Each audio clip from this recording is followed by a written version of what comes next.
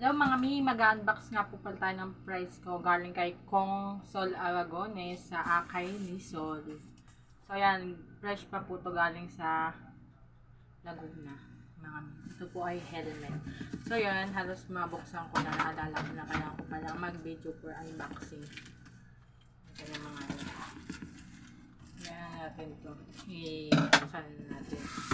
Makita natin kung maganda pa ang kanyang helmet. Maganda man or hindi, thankful kasi it's a gift and it's a free. Diba? Free, walang babayaran. Ayan o. Nakalabas na kaagad yung nakalabas na kaagad ang kanyang ano. So may balot siya. Ayan ang tatak ng kanyang balot ay Motoman. Motoman ba? Motoman. Motoman for the goal. Tapos ayan ang kanyang helmet. So, yung visor niya ay colored, tinted.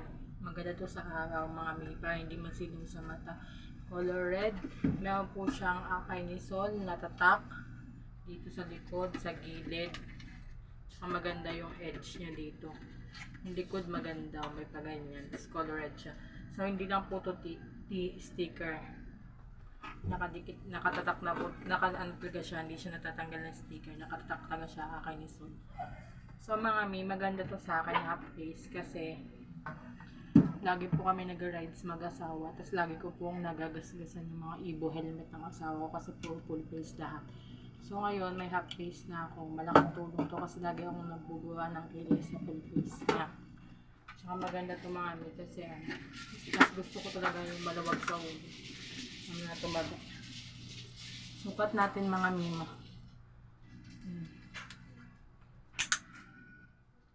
So ayan, good siya. Try natin yung sarado. Goods po siya mga mima. Okay na okay, kasyang-kasya lang po ito mga mima. Ayan na po. Ito na po ang pa-helmet ni Akay ni Sol. So, kung gusto nyo magkauli ng helmet, follow nyo po siya. Nanood lang po ako sa live niya, hindi napili. Analo lang pa helmet niya. Naman, thank you for watching. Price received na po ang pa-helmet ni Kong Aragones. Ang congresswoman ng Laguna. Laguna yung siya rin po.